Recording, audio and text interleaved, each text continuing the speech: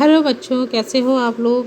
I hope well हो गए और अपने घर में सबका ध्यान रख रहे होगे, अपना भी ध्यान रख रहे होगे, है ना। टाइम टफ है बट बी अवेयर, अपना ध्यान रखो, सबका ध्यान रखो।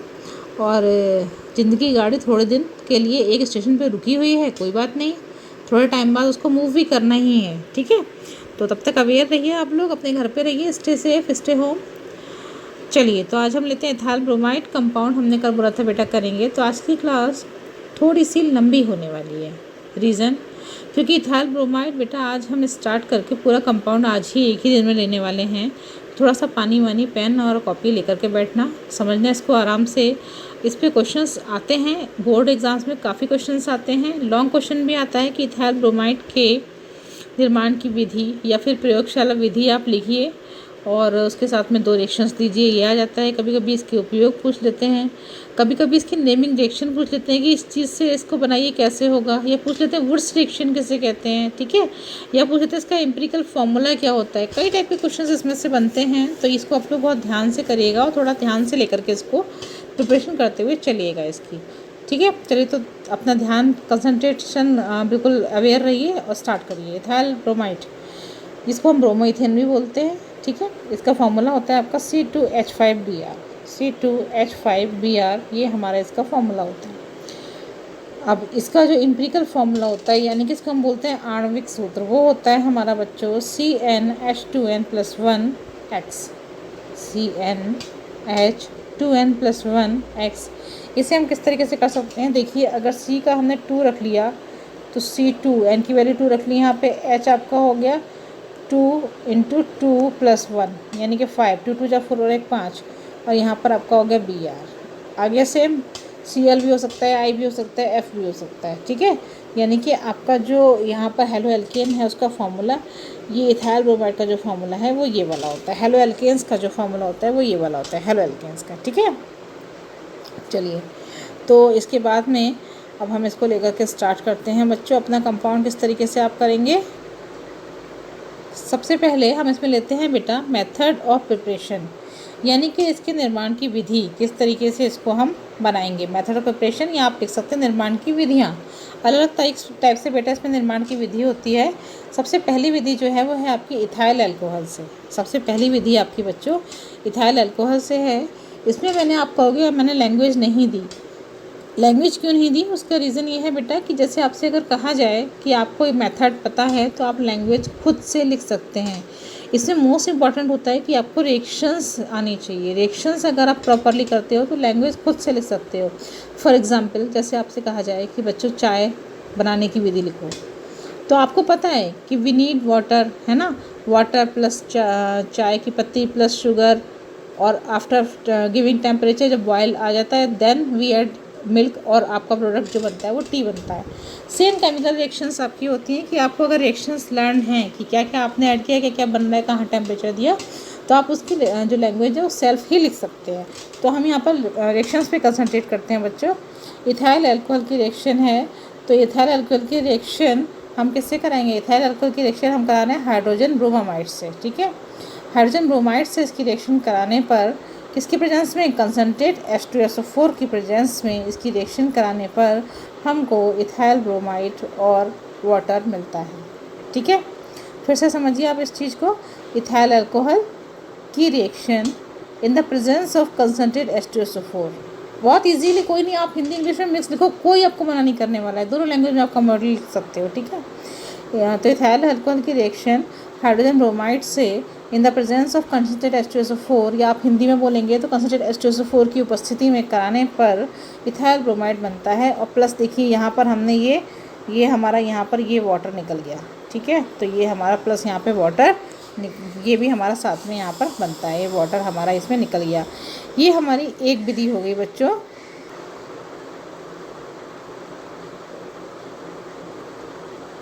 सेकेंड मेथड बेटा यहाँ पर है हमारा इथाइल अल्कोहल की रिएक्शन लाल फास्फोरस और ब्रोमीन से कराने पर, यानी कि इथाइल अल्कोहल की रिएक्शन, ये हमारा इथाइल अल्कोहल हो गया बच्चों, ध्यान से देखो, ये हमारा रेड फास्फोरस हो गया, लाल फास्फोरस, और ये ब्रोमीन हो गया।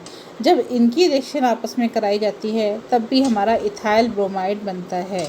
क्या होता है, इथाइल अल्कोहल की रिएक्शन लाल फास्फोरस और ब्रोमीन से कराने पर हमारा इथाइल ब्रोमाइड बनता है। ये प्रोसेस बेटा हमारा लैब में भी यूज़ होता है। इसको हम लैब प्रोसेस भी कह सकते हैं, लेकिन लैब की जो अच्छी वाली विधि है जो बहुत ज़्यादा हाई उसमें यूज़ होती है वो आपकी दूसरी, वो मैं आपको भी बताऊंगी कौन सी वाली है। तो सेकंड मेथड ये हमारा है कि इथाइल अल्कोहल की रिएक्शन रेड फास्फोरस से और ब्रोमीन से कराने पर क्या बनता है बच्चों? इसे कराने पर हमारा अगेन इथाइल ब्रोमाइड और प्लस ऑर्थोफॉस्फोरस एसिड बनता है। ठीक है, प्लस ऑर्थोफॉस्फोरस एसिड हमारा बनता है यहाँ पर। ठीक है, बहुत ध्यान से एक एक रिएक्शन को आप करेंगे, बहुत ध्यान से। इथाइल अल्कोहल की रिएक्शन पहले हमने किससे कराई थी? हाइड्रोजन ब्रोमाइड से कराई थी, कंसनट्रेट H2SO4 की प्रेजेंस में, तब इथाइल ब्रोमाइड बना था। यहाँ पर हम क्या कर रहे हैं? इथाइल अल्कोहल की जो रिएक्शन है उसको हम करा रहे हैं लाल फास्फोरस और ब्रोमीन से। देन हमारा क्या बनेगा? यहाँ पर इथाइल ब्रोमाइड बनेगा और ऑर्थोफॉस्फोरिक एसिड हमारा बनता है। ठीक है बच्चों, तो ये हमारे दो मेथड हो गए। इसके बाद नेक्स्ट बेटा हमारा यहाँ पर आता है लैब मेथड, जिसको हम बोलते हैं प्रयोगशाला विधि की। प्रयोगशाला में हम किस तरीके से इसको तैयार करेंगे, तो आइए समझते हैं इसको। देखिए बच्चों, ये हमारा लैब मेथड का डायग्राम है। जो अगर क्वेश्चन लेंदी वाला आता है कि आप इथाइल ब्रोमाइड के बनाने की विधि या विरचन की विधि, ये भी आपका हो सकता है हिंदी में, विरचन की विधि भी इसी को बोलते हैं, और उसके साथ में तो आपको ये डायग्राम बनाना होगा। ठीक है, इसमें आपका किस तरीके से करेंगे, इसके बाद आप लिखेंगे प्रयोगशाला विधि में विधि किस तरीके से हम इसको करते हैं।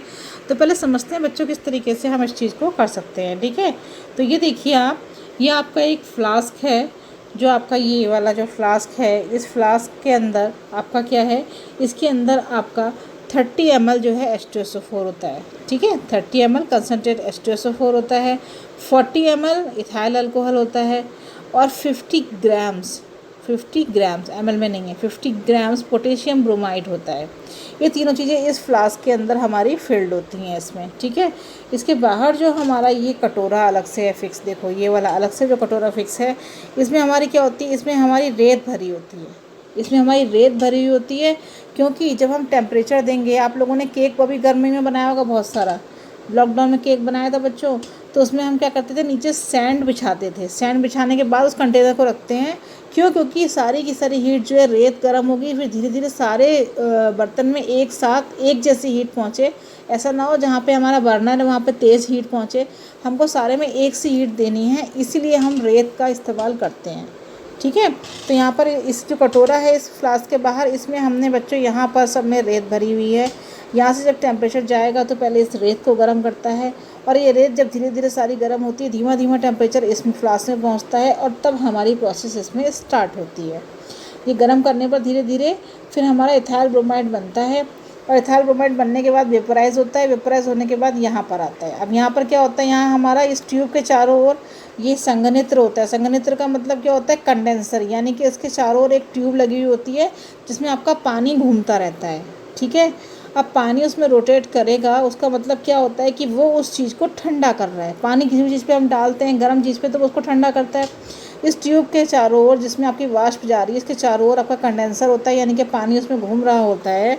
तो वो क्या काम करता है? वो पानी को, जो वेपर्स जा रही हैं, उन वेपर्स को ठंडा करने का काम करता है। वो वेपर्स ठंडी होकर के लिक्विड फॉर्म में आना शुरू हो जाती हैं, यानी कि द्रव बन जाती हैं, और द्रव जो होता है आपका धीरे धीरे इस कंटेनर में जाके बूंद बूंद टपकना शुरू हो जाता है। ठीक है, इस कंटेनर में जाके बूंद बूंद टपकना आपका शुरू हो जाता है, और बूंद बूंद टपकना शुरू जो हो जाता है आपका, तब होता है क्या? इसको हम ठंडे जल से भरे हुए बर्तन में ही रखते हैं।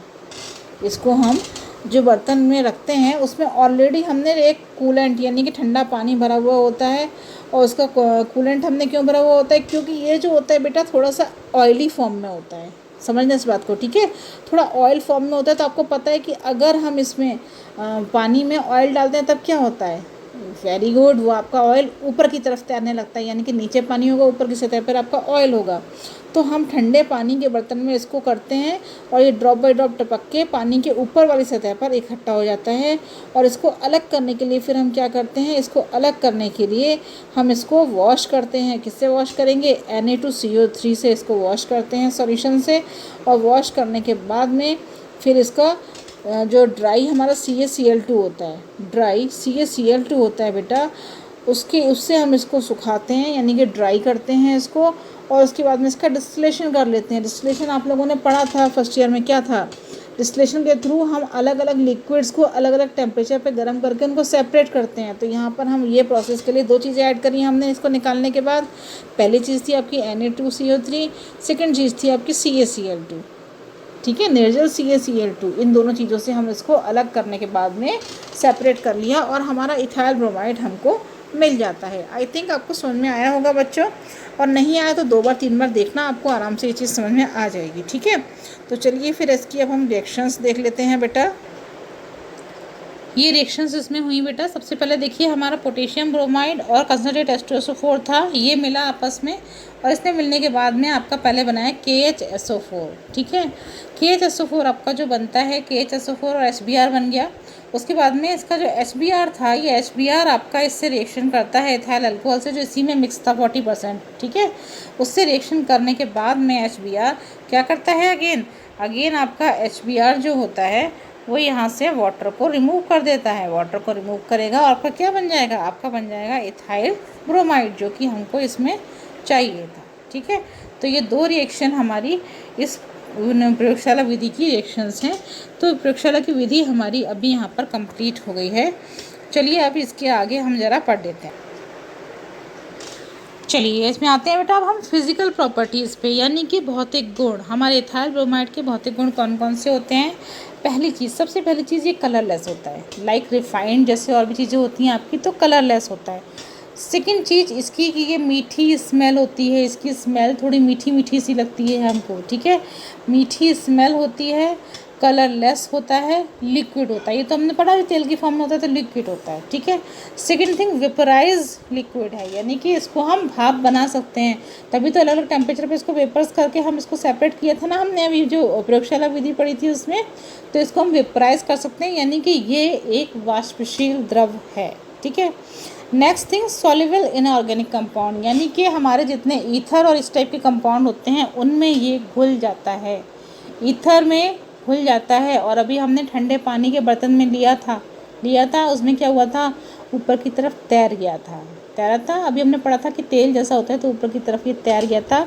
इसलिए नेक्स्ट पॉइंट हमारा क्या आया, इनसॉल्युबल इन वाटर, वाटर में डिज़ोल्व नहीं होता है, वाटर में डिज़ोल्व नहीं होगा बच्चों। क्यों नहीं होगा? क्योंकि ये ऑर्गेनिक कंपाउंड में सॉल्युबल है, वाटर में सॉल्युबल नहीं होता, because of its oily nature. इसकी नेचर कैसी होती है, इसकी नेचर ऑयली होती है, इस वजह से ये वाटर में डिसॉल्व नहीं होता है, ठीक है। चलिए आगे बढ़ते हैं। अब आते हैं बच्चों हम केमिकल प्रॉपर्टीज़ पे। केमिकल प्रॉपर्टीज़ क्या, इसको बोलेंगे हम रासायनिक गुण। तो रासायनिक गुण क्या क्या हैं इसके पढ़ते हैं। पहला है बच्चों इसमें रिडक्शन यानी कि इसका अपचयन। अब इसका अपचयन किस तरीके से होता है बेटा, देखिए अगर आप इथाइल ब्रोमाइड जो है या ब्रोमोइथेन, दोनों ही नाम इसके हैं, इसका अपचयन कराते हैं, किसके थ्रू कराते हैं, देखिए आप यहाँ पर इथाइल अल्कोहल की प्रेजेंस में, ठीक है, इथाइल अल्कोहल की प्रेजेंस में जिंक और कॉपर का अमलगम क्या होता है, जिंक और कॉपर का जो अगर आप कॉम्बिनेशन लेते हैं तो वहाँ पर नवजात हाइड्रोजन बनती है। नवजात का मतलब जो तुरंत बन रही है, हमको क्विक बनने वाली चाहिए, पहले की हाइड्रोजन आप इसमें इस्तेमाल करेंगे तो बच्चों ये रिएक्शन अपनी परफॉर्म नहीं करता है, ठीक है। तो इसमें हमें नवजात हाइड्रोजन ही चाहिए, और नवजात का जो भी साइन होता है बेटा वो इस तरीके से हम ब्रैकेट में शो करते हैं, चाहे ऑक्सीजन हो चाहे हाइड्रोजन हो, नवजात का ये साइन होता है, इसलिए हमने इसको इस तरीके से लिखा हुआ है, ठीक है। तो नवजात हाइड्रोजन से रिएक्शन करता है आपका ब्रोमोइथेन और इथाइल अल्कोहल की प्रेजेंस में जिंक और कार्बन के रिलेशन में, तो क्या होता है हमारा इथेन बनता है। क्या बनेगा बच्चों, इथेन बनेगा, और हाइड्रोजन ब्रोमाइड हमारा इसमें निकल जाता है, ठीक है। अब इसमें एक चीज़ और देखने वाली है बेटा कि इसमें हम 3 कॉम्बिनेशन ले सकते हैं। ये तीनों हैं आपके जो आपके नवजात हाइड्रोजन के लिए या रिडक्शन के लिए काम करते हैं। आप इसमें एल्यूमिनियम और पारा का कॉम्बिनेशन ले सकते हैं, आप इसमें सोडियम और पारा, लेकिन इन तीनों के साथ आपका इथाइल अल्कोहल ज़रूर जाएगा इस रिएक्शन में। इस रिएक्शन में जो आप रिडक्शन पढ़ा आपने, उसमें आप अमलगम ले सकते हो एल्यूमिनियम और Hg का, अमलगम ले सकते हैं सोडियम और Hg का। जिंक और कॉपर का भी हम इसमें कॉम्बिनेशन ले सकते हैं, लेकिन तीनों के साथ क्या होगा कॉमन चीज़, तीनों के साथ कॉमन चीज़ बेटा हमारी है कि C2H5OH यानी कि इथाइल अल्कोहल हमारा इसमें जाना कंपलसरी है, तभी ये रिएक्शन आपकी परफॉर्म होती है बच्चों। ठीक है, चलिए अगली रिएक्शन पे मूव। तो अगली रिएक्शन बच्चों हमारी है वुड्स रिएक्शन। वुड्स रिएक्शन आप लोगों ने फर्स्ट ईयर में भी बहुत पढ़ी थी, आपको पता है इसमें क्या करते हैं, इसमें अगर सोडियम से रिएक्शन कराते हैं हम, ठीक है, वुड्स रिएक्शन में आप सोडियम से अगर रिएक्शन करा रहे हैं, किसकी रिएक्शन कराएंगे, सोडियम से इथाइल ब्रोमाइड की रिएक्शन कराएंगे। ठीक है, सोडियम से रिएक्शन करा रहे हैं इन द प्रेजेंस ऑफ, किसकी प्रेजेंस में, शुष्क ईथर यानी कि ड्राई ईथर के प्रेजेंस में अगर आप सोडियम से रिएक्शन करा रहे हैं, सोडियम धातु से रिएक्शन करा रहे हैं आप ब्रोमोइथेन की, तब आपका क्या बनता है, तब आपका यहाँ पर NaBr, ये देखो NaBr आपका ऐसे ही निकल जाएगा और क्या बनेगा आपका सीधे C2H5 यही बनेगा। यानी कि आपका रिएक्शन में क्या बन रहा है, देखिए ड्राई ईथर आपका प्रेजेंस हो गया, C2H5 यानी कि आप कॉमनली देखोगे तो ब्यूटेन आपका बना यहाँ पर, क्योंकि 2 कार्बन ये है 2 कार्बन ये है, ब्यूटेन हो गए, और ये आपका बना सोडियम ब्रोमाइड। ठीक है, वुड्स रिएक्शन तो आप लोगों ने फर्स्ट में बहुत पढ़ी है, प्रैक्टिस करते रहना, लिखते रहना, और सेम लैंग्वेज लिखना है आपको इसकी कि क्या नाम है, आपकी सोडियम से रिएक्शन कराने पर इथाइल ब्रोमाइड की या फिर किसी भी आपकी जो होती है हेलो एल्केन्स की सोडियम धातु से रिएक्शन कराने पर ड्राई ईथर के प्रेजेंस में हमको क्या मिलता है, ब्यूटेन मिलता है और सोडियम ब्रोमाइड बनता है। ठीक है बेटा,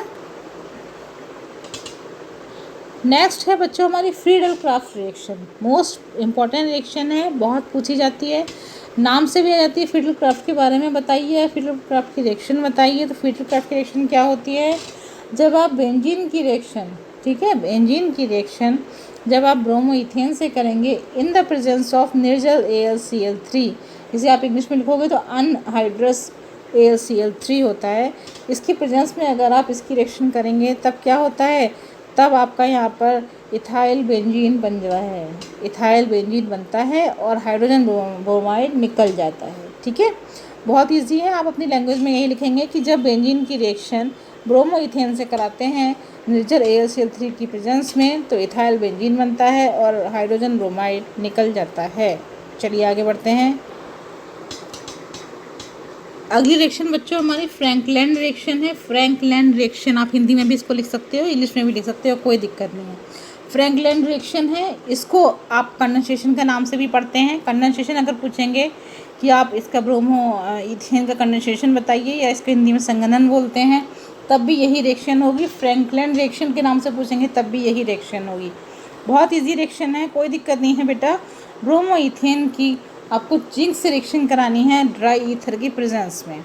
सेम रिएक्शन आपकी यहाँ पर वुड्स रिएक्शन जैसी ही रिएक्शन है ये, उसमें आप सोडियम से रिएक्शन करा रहे थे, इसमें आप जिंक से रिएक्शन कराएंगे। दोनों में ड्राई ईथर की प्रेजेंस में रिएक्शन हो रही थी और प्रोडक्ट भी हमारे सेम बन रहे थे। केवल डिफरेंस क्या है, ये हमारा इसकी जगह पे सोडियम था, जिंक की जगह सोडियम था, उसके अलावा पूरी रिएक्शन में कोई भी डिफरेंस नहीं है। ठीक है, तो इस तरीके से हम इथाइल ब्रोमोइथेन की या इथाइल ब्रोमाइड की जिंक से रिएक्शन कराते हैं in the presence of dry ether, तब हमारा क्या बनता है, अगेन ब्यूटेन बनेगा और आपका ZnBr2 यानी कि जिंक ब्रोमाइड निकल जाएगा। ये रिएक्शन कंडेंसेशन रिएक्शन भी कहलाती है, इसको फ्रैंकलैंड रिएक्शन भी कहते हैं, और ये भी इम्पॉर्टेंट रिएक्शन है, तो इसको भी आप लोग बहुत अच्छे से करिएगा। 2-2 4 रिएक्शन को करो, एक बार में बच्चों रिएक्शन नहीं होती, रिएक्शन की प्रैक्टिस करती रहनी पड़ती है। इसके बाद में मैं आपको इससे क्वेश्चंस भी कराऊंगी। ठीक है बेटा, चलिए अब आगे बढ़ते हैं नेक्स्ट पे। अगली है बच्चों हमारी रिएक्शन विद मेटल, यानी कि अगर हम ब्रोमोइथेन की मेटल से रिएक्शन कराएंगे तो क्या होता है। देखिए ब्रोमोइथेन की हम अगर मैग्नीशियम के चूरे के साथ यानी कि मैग्नीशियम के पाउडर के साथ अगर हम रिएक्शन कराते हैं, यहाँ पर ड्राई ईथर की प्रेजेंस में गर्म करते हैं, इसको हीट देते हैं, तब क्या होता है, हमारा इथाइल मैग्नीशियम ब्रोमाइड बनता है। इथाइल मैग्नीशियम ब्रोमाइड बच्चों बताओ क्या था, इथाइल मैग्नीशियम ब्रोमाइड आप लोगों ने पहले भी पढ़ा है। इथाइल मैग्नीशियम ब्रोमाइड जोड़ डालो दिमाग पे जल्दी से। यस, कई बार मैंने पूछा था आपसे ग्रिग्नार्ड रीजेंट, ठीक है, ग्रिग्नार्ड रीजेंट का फॉर्मूला क्या होता है, उसका फॉर्मूला आपका होता है C2H5MgBr। ठीक है, ये आपका ग्रिग्नार्ड रीजेंट हो गया, इसको हम ऐसे पढ़ते थे RMgX, यही पढ़ते थे। आर यहाँ पे हमारा इथाइल ग्रुप हो गया, Mg यहाँ पे है और X भी यहाँ पर है प्रेजेंट। यानी कि ये हमारा क्या बनता है, रिएक्शन करते हैं अगर मेटल से इसकी, तब हमारा ग्रिग्नार्ड रिएजेंट बनता है। और ये इंपॉर्टेंट प्रोसेस है, इसको आप पूछ लेते हैं कि ग्रिग्नार्ड रिएजेंट कैसे प्राप्त करेंगे हम, या ऐसे पूछ लेते हैं कि आप हेलो एल्केन से ग्रिग्नार्ड रिएजेंट बनाने की विधि बताइए, कोई प्रोसेस बताइए, कुछ भी क्वेश्चन आपका आ सकता है। तो आपको इसकी भी प्रैक्टिस करनी है बच्चों, ठीक है। अब नेक्स्ट है बच्चों हमारी विलियमसन रिएक्शन। विलियमसन रिएक्शन ये है हमारी, देखिए इसमें हम क्या करते हैं, सेम हमने 2 मॉलिक्यूल लिए हुए हैं बेटा, यहाँ पे ब्रोमो इथेन के या इथाइल ब्रोमाइड के 2 मॉलिक्यूल लिए हैं। इसकी सिल्वर ऑक्साइड से रिएक्शन कराई है, इसको हीट दिया है यानी कि गर्म किया है, तब हमारा क्या होता है, देखिए Ag2Br निकल जाता है। अब और Ag2Br निकलने के बाद में हमारा कंपाउंड क्या बनेगा, ये बचा और ये बचा केवल। तो हमारा क्या बन जाएगा, इथाइल ऑक्सी इथाइल यानी कि डाई इथाइल ईथर हमारा यहाँ पर बच्चों बन जाता है, ठीक है। देखिए किस तरीके से बनेगा, ये देखिए ये हमारा डाई इथाइल ईथर यहाँ पर ये प्रोडक्ट बन जाता है, और हमारा AgBr यानी कि आपका जो है सिल्वर ब्रोमाइड निकल जाता है, ठीक है। इंपॉर्टेंट रिएक्शंस हैं बेटा सारी की सारी, तो आपको इन रिएक्शंस की बहुत प्रैक्टिस करनी है। हालांकि नेमिंग रिएक्शन इसमें बहुत सारी हैं, सब इंपॉर्टेंट ही रिएक्शन है, बस ध्यान रखिएगा इस चीज़ का कि क्या क्या क्वेश्चंस इस पर बनते हैं, वो भी अभी हम आने वाले टाइम में हम इसको डिस्कस करने वाले हैं बच्चों, ठीक है। तो चलिए रिएक्शंस हमारी कंप्लीट हो गई, अब आगे बढ़ते हैं बच्चों। आगे बढ़ने के लिए बेटा अब फाइनल पे हम पहुँच गए, यानी कि इनके उपयोग, जो इसके इथाइल ब्रोमाइड के उपयोग हैं वो क्या क्या हो सकते हैं, चलिए देख लेते हैं। देखिए फर्स्ट है आपका बेटा, इसमें मेडिसिन बनाने में यूज़ होता है आपका, है ना, ये आपका मेडिसिन बनाने में यूज़ होता है। आपने भी क्या पढ़ा, ग्रिग्नार्ड रिएजेंट बनाने में यूज़ होता है। केमिकल कंपाउंड जो होते हैं ऑर्गेनिक वाले, उनको बनाने में यूज़ होता है, ठीक है। और किस चीज़ में यूज़ होगा, और बेटा आपका लोकल एनेस्थीसिया, लोकल एनेस्थेटिक कौन सा होता है, लोकल एनेस्थेटिक जो होता है, आपके 2 तरीके के एनेस्थीसिया होते हैं बेटा। एनेस्थीसिया आप लोगों को पता तो होगा, यानी कि बेहोश करने वाली दवाई जो होती है, जो कि किसी ऑपरेशन के टाइम या किसी इस तरीके से दी जाती है, तो वो होती है आपकी एनेस्थीसिया, उसको बोलते हैं एनेस्थीसिया, यानी कि निश्चेतक बोलते हैं इसको हिंदी में। और लोकल एनेस्थीसिया होता है, एक होता है आपका सुपर। तो लोकल जो होता है बेटा, लोकल एनेस्थीसिया जो होता है आपकी तो केवल तब दिया जाता है जब आपको कोई छोटी मोटी चोट या आपकी मान लो टाँके मके लगने हैं, तो उस टाइम लोकल दिया जाता है। और एक होता है थोड़ा सा जो इसमें ऑपरेशन के लिए दिया जाता है कि आप आधे घंटे तक आपको होश नहीं आने वाला है, ठीक है। तो ये लोकल एस्थेटिक के रूप में भी यूज़ किया जाता है, मेडिसिन बनाने में यूज़ किया जाता है, ग्रिग्नार्ड रिएजेंट के रूप में यूज़ किया जाता है, कार्बनिक यौगिक बनाने में यूज़ किया जाता है। तो बच्चों आज हमारा जो था हेलो एल्केन्स आपका जो है कंप्लीट हो गया। इसमें क्वेश्चन किस तरीके से पूछे जाते हैं, क्वेश्चन पूछ लिया जाता है इसमें, देखो एल्किल हैलाइड का जनरल फार्मूला बता दीजिए आप, है ना, ये भी पूछ लेते हैं। आपको मैंने फार्मूला बताया, कितने प्रकार की जो है आपकी समावयवता प्रदर्शित करता है ये, ठीक है। तो आपको पता है कितने प्रकार की समावयवता प्रदर्शित करता है, जाहिर सी बात है ये आपके 3 प्रकार की समावयवता प्रदर्शित करता है, ठीक है। और क्या नाम है, इस तरीके के क्वेश्चन आते हैं। लॉन्ग क्वेश्चन में आपका क्वेश्चन आता है कि आप बताइए इसके बनाने का तरीका बताइए, जो मैंने बताया अभी इथाइल ब्रोमाइड की बनाने की विधि प्रयोगशाला में, है ना, बनाने की विधि का सचित्र वर्णन कीजिए, ये भी आता है। और उसके बाद में 2 रिएक्शन पूछ लेते हैं कि इसकी 2 रिएक्शन बताइए आप। अब 2 रिएक्शन कौन सी हो सकती हैं, कभी तो देते हैं अपने आप कोई 2 रासायनिक क्रियाओं के नाम बता दीजिए और 2 उपयोग लिख दीजिए, कभी कभी रासायनिक क्रियाओं का नाम दे देते हैं आपको कि चलिए आप मुझे फ्रीडल क्राफ्ट बताओ, या चलो आप मुझे वुड्स रिएक्शन बताओ, ना जो पूछनी होती है उस तरीके से क्वेश्चन इसमें अलग अलग तरीके के बनते हैं बेटा। तो वो जो हम क्वेश्चन डिस्कस करेंगे तब इसको देखेंगे कि कैसे और क्या हमको आता है, ठीक है बच्चों। तो आज आपका ये कंप्लीट हो गया। आई होप आप लोगों को समझ में आया होगा। थोड़ा सा लेंदी सेशन था हमारा, क्योंकि कंपाउंड हम एक दिन में अगर नहीं लेते बेटा, छोड़ देते, तो कल आपको ये आधा समझ में नहीं आता, इसलिए थोड़ा सा ये मुझे पता है लेंदी हो गया, लेकिन थोड़ा सा ज़रूरी था एक दिन में इसको कंप्लीट करना। तो आप लोग इसको समझिए, करिए, 2 बार 3 बार देखो, सारी रिएक्शंस को नोट करो और अच्छे से इसकी प्रैक्टिस करो, तो आप बिल्कुल बिल्कुल ऐसे यूँ कर लेंगे इसको बिल्कुल चुटकी बजाते हुए, ठीक है। लेकिन बस यही है कि कंसंट्रेशन लगाए रखो, इस टाइम का यूज़ करते रहो। ये मत सोचो अभी टाइम है, अभी ये नहीं हुआ, अभी वो नहीं हुआ, अभी पता नहीं कि एग्ज़ाम का क्या होने वाला है, सब छोड़ दो। अगर सोचने बैठ जाओगे तो आप कुछ करोगे ही नहीं, कर्म करते रहो, बाकी आगे क्या होता है देखते हैं, ठीक है। तो इसलिए करो और इसकी प्रैक्टिस करते रहो बेटा। बाकी नेक्स्ट टर्न पे कराते हैं, समझ में आए तो वेल गुड, और कुछ दिक्कत हो तो आप मुझे कमेंट सेक्शन में बताइएगा करके। थैंक यू बच्चों, बाय बाय।